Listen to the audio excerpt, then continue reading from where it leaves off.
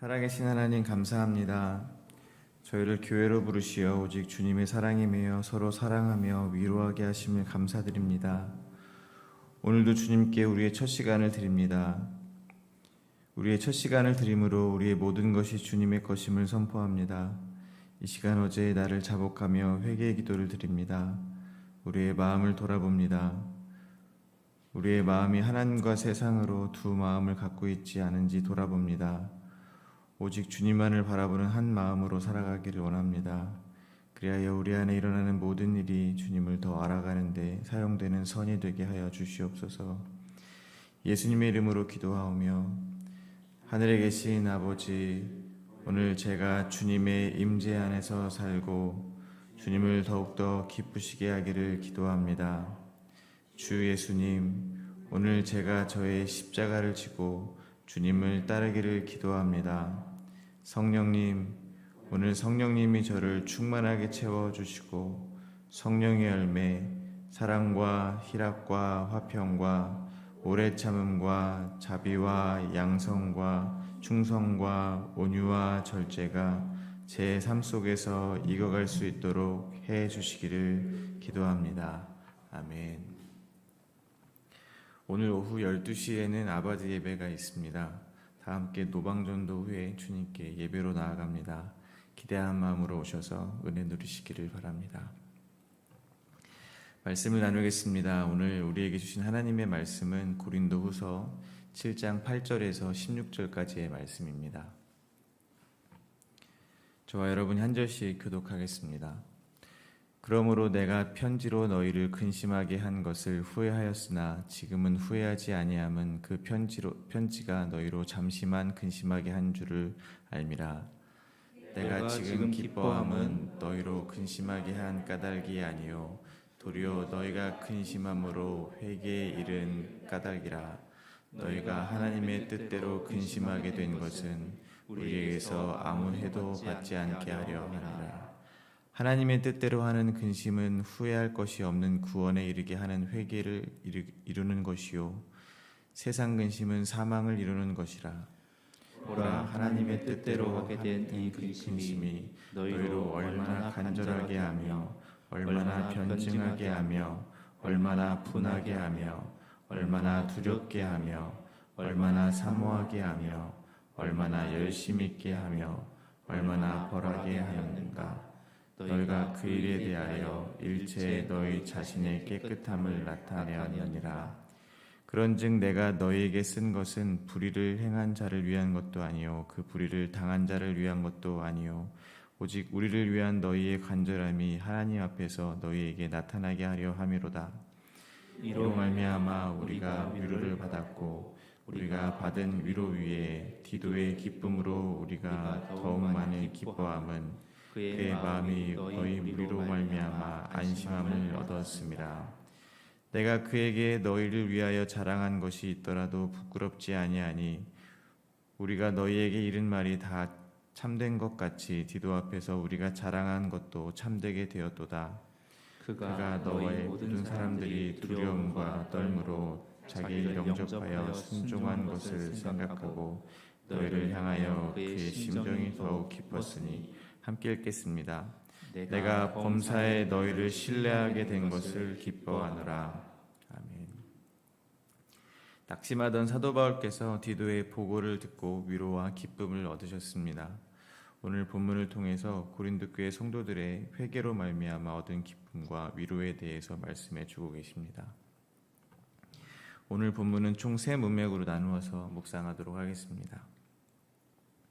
첫 번째 문맥은 8절부터 10절까지입니다. 고린도 교회 성도에게 편지를 통해 근심하게 한 이유에 대해서 설명해 주고 계십니다. 두 번째 문맥은 11절부터 13절입니다. 결국 근심으로 인해 고린도 교회의 성도들이 회개했고 그로 인해 위로와 기쁨을 얻었음을 밝히고 있습니다. 세 번째 문맥은 14절부터 16절입니다. 디도를 두려움과 떨림으로 영접한 고린도 교회 성도들로 인해서 더욱 그들을 신뢰하게 되었음을 말씀하고 계십니다. 먼저 첫 번째 문맥입니다. 사도 바울께서는 고린도 교회 성도들이 자신의 훈계를 받아들였다는 소식으로 인해 기뻐했지만 그 소식을 기다리는 동안 많이 애가 탔음을 밝히고 계십니다. 8절입니다. 그러므로 내가 편지로 너희를 근심하게 한 것을 후회하였으나 지금은 후회하지 아니함은 그 편지가 너희로 잠시만 근심하게 한 줄을 알미라. 마치 아이들을 혼내고 나서 아이들이 부모의 마음을 몰라주고 상처만 받을까봐 걱정하는 부모와 같은 심정을 사도 바울의 마음에서 느낄 수가 있습니다. 그러나 지금은 후회하지 않는다고 말씀하고 계십니다. 그 이유를 다음과 같이 밝히고 계십니다. 9절과 10절입니다. 내가 지금 기뻐함은 너희로 근심하게 한 까닭이 아니요 도리어 내가 근심함으로 회개함에 이른 까닭이라. 너희가 하나님의 뜻대로 근심하게 된 것은 우리에게서 아무 해도 받지 않게 하려 함이라. 하나님의 뜻대로 하는 근심은 후회할 것이 없는 구원에 이르게 하는 회개를 이루는 것이요 세상 근심은 사망을 이루는 것이니라. 사도 바울께서 편지를 통해 고린도 교회 성도들을 바르게 하고 책망하고 교육했습니다. 그로 인해서 고린도 교회 성도들은 근심하게 되었습니다. 그런데 근심이 하나님의 뜻대로 한 근심이라는 것입니다. 사도 바울께서는 오늘 본문에서 근심을 두 가지로 구분하십니다. 하나는 하나님 뜻대로 하는 근심이고 또 하나는 세상 근심입니다. 언뜻 들어보면 너무도 명확하게 구분이 됩니다. 우리가 생각하는 세상에서 내가 먹고 살기 위해서 하는 근심은 세상 근심이고 교회에서 하나님의 일을 하면서 하는 근심은 하나님 뜻대로 하는 근심 같습니다. 그런데 조금만 더 생각해 보면 그렇게 단순하게 양분되지는 않는다는 것을 알 수 있습니다. 성도들이 사는 것도 세상입니다. 이 땅에 사람들이 겪는 삶의 모든 것을 똑같이 겪어야 합니다.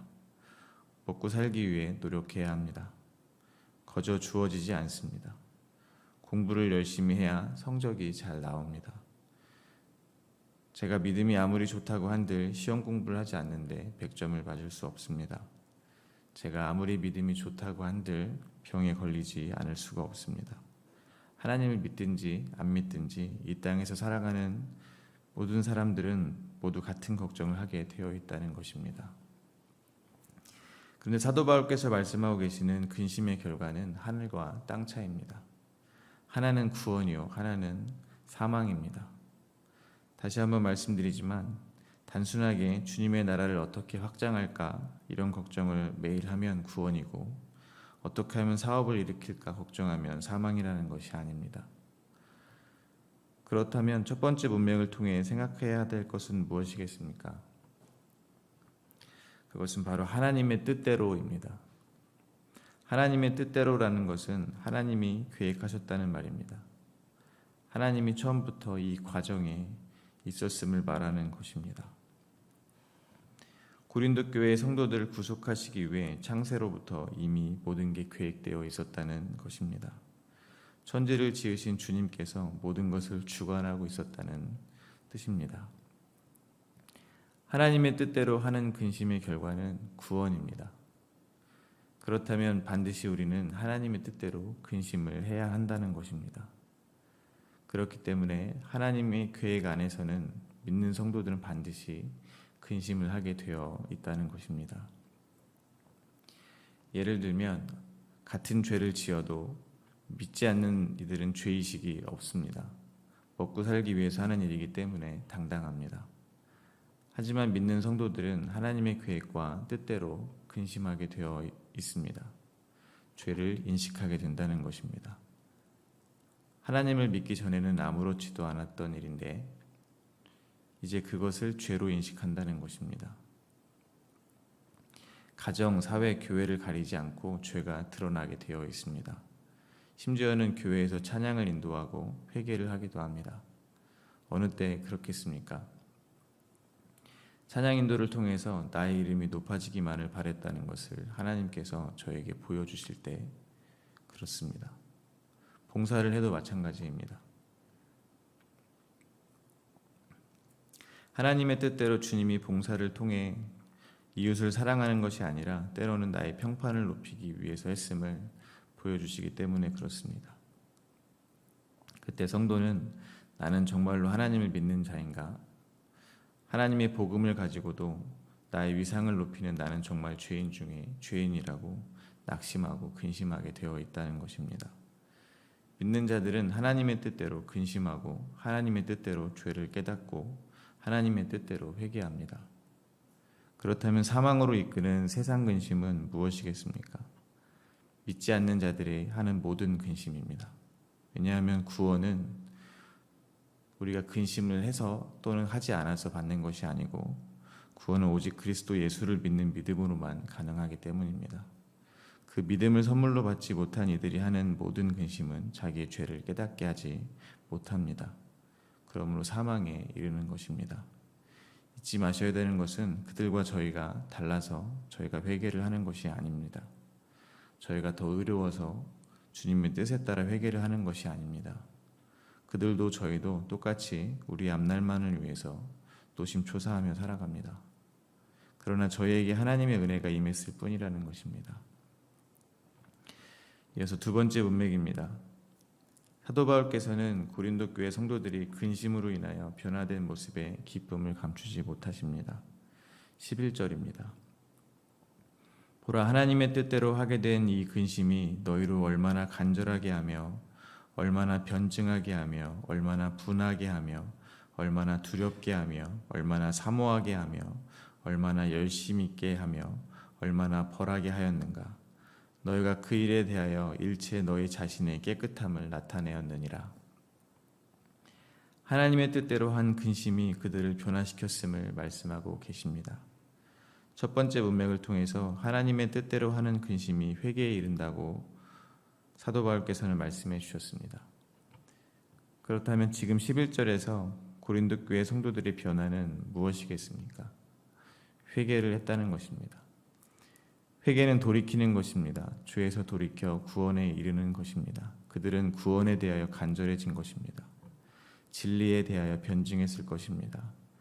자신의 죄악된 모습에 분했을 것입니다. 사망으로 간다는 것이 두려웠을 것입니다. 공동체는 서로 잘못된 모습을 바라주며 올바른 일에 열심으로 서로를 세워나갔을 것입니다. 고린도 교회 성도들이 회개함으로 이제 주님만 바라보게 되었다는 것입니다. 주님만 바라보는 마음이 깨끗한 마음입니다. 거룩한 주님으로 가득 찬 깨끗한 마음이 되었음을 사도 바울께서 말씀하고 계시는 것입니다. 사도 바울께서는 이제 편지를 쓴 이유와 그로 인한 기쁨을 말씀해 주십니다. 12절입니다. 그런즉 내가 너희에게 쓴 것은 그 불의를 행한 자를 위한 것도 아니요 그 불의를 당한 자를 위한 것도 아니요 오직 우리를 위한 너희의 간절함이 하나님 앞에서 너희에게 나타나게 하려 함이로다. 고린도 교회 성도들이 하나님의 근심으로 인해 회개하고 변화했습니다. 그런즉 사도 바울께서 편지를 쓴 목적이 단지 고린도 교회에서 사람들을 미혹하던 사람이나 그들에게 미혹당한 이들을 위해서 편지를 쓴 것이 아니라고 하시는 것입니다. 고린도 교회 성도들이 하나님만을 바라보게 하기 위함이라는 말씀을 하고 계시는 것입니다. 여기서 저희는 모든 문제의 해결의 열쇠를 발견할 수 있습니다. 고린도 전서를 통해서 저희는 고린도 교회에 수많은 문제가 있었음을 이미 알고 있습니다. 그 문제를 해결하는 열쇠는 다름이 아닙니다. 그것은 그들의 시선을 돌리는 것입니다.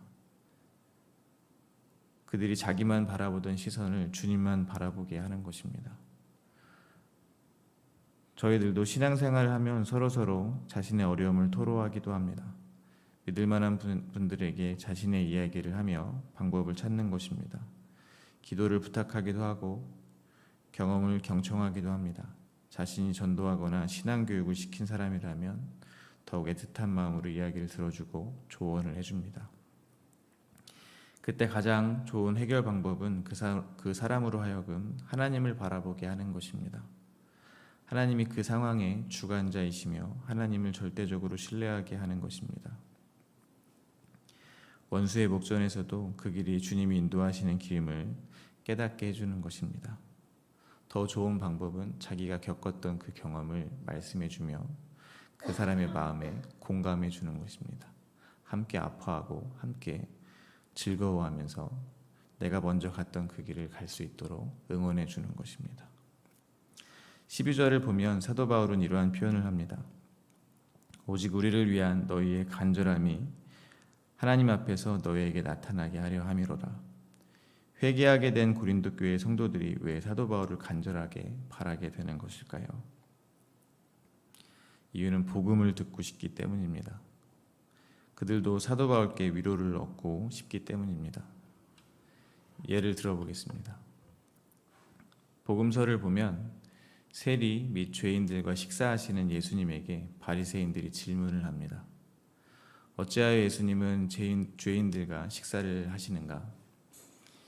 이에 예수님은 건강한 자에게는 의사가 쓸데없고 병든 자에게라야 쓸데있느니라. 나는 의인을 부르러 온 것이 아니요 죄인을 부르러 왔노라고 대답을 하셨습니다. 세리와 죄인들의 입장에서는 당시 교회의 지도자들과 예수님이라는 두 부류의 사람을 만나고 있는 것입니다.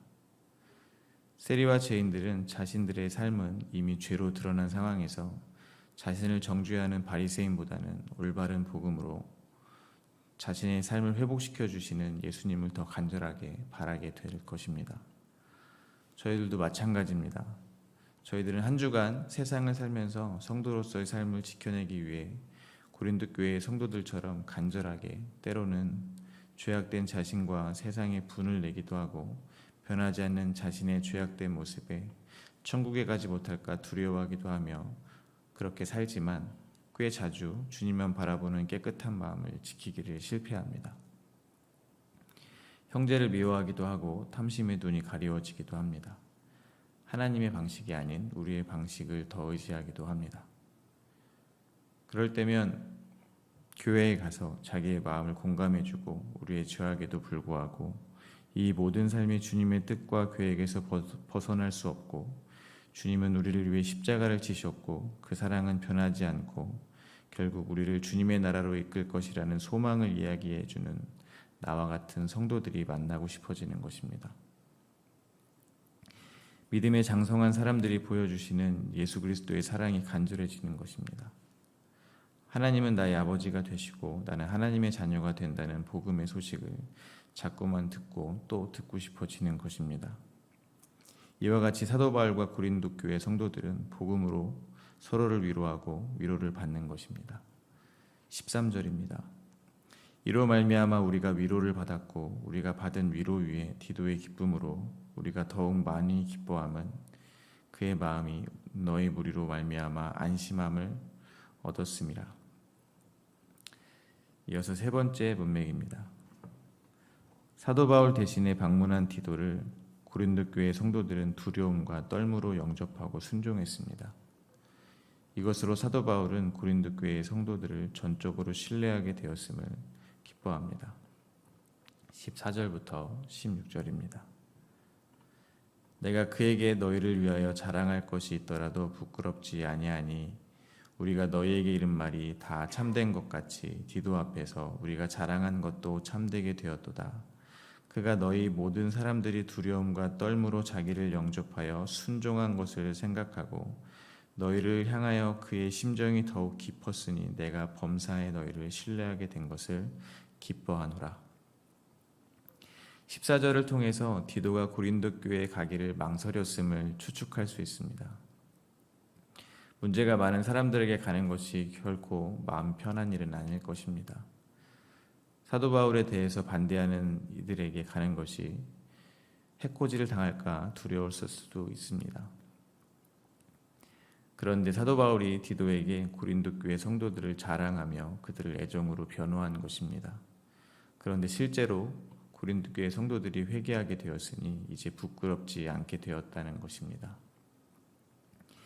이와 같이 저희도 성도 간에 서로 끝까지 믿어주게 되시기를 바랍니다. 진심으로 복음의 진리를 나눈 형제라면 지금 당장 곁길로 새고 있고 다른 곳을 바라보는 것 같아도 그의 외모를 보는 것이 아니라 그 안에 살아계신 그리스도 예수를 바라보고 끝까지 그를 신뢰하고 그들의 편이 되어주기를 소망합니다. 제가 예전에 교회에서 탈북민 사역팀을 섬길 때였습니다. 기억에 남는 것은 제가 그저 행정간사로 섬기고 있었을 뿐인데도 어떻게 제 이름을 아셨는지 다른 교회 탈북민 사역자께서 꼭 저와 통화를 하고 싶으시다고 연락을 하신 적이 있습니다. 그분도 저에게 이러저러한 탈북민 사역과 교회 사역에 대한 하소연을 하시면서 탈북민 사역이 뭘까요? 라고 저한테 마지막에 물으셨습니다. 그때 저는 탈북민 사역은 그들의 편이 되어주는 것이라고 생각합니다. 다른 사람들은 뭐라고 해도 끝까지 그들의 편이 되어 믿어주는 것이라고 생각합니다. 라고 제 생각을 나눠드렸더니 그분께서 크게 공감하셨던 기억이 있습니다. 비천한 나를 끝까지 참아주시고 끝까지 기다려주시고 용서해주시는 아버지 하나님의 사랑으로 그 복음을 나눈 형제와 자매를 끝까지 참아주고 기다려주고 용서해주고 사도 바울과 같이 서로를 자랑하는 저와 여러분이 되시기를 바랍니다. 사도 바울의 믿음에 보답이라도 하듯 고린도 교회 성도들은 사도 바울에 비하면 참으로 연약한 디도를 두려움과 떨므로 영접하고 순종해 주었습니다. 영화를 보면 전쟁 중에 사신을 보내어 상대방 왕에게 선전포고를 할 때 그 메시지가 마음에 안 들면 왕의 사신의 목을 베어버리는 장면을 볼 수 있습니다.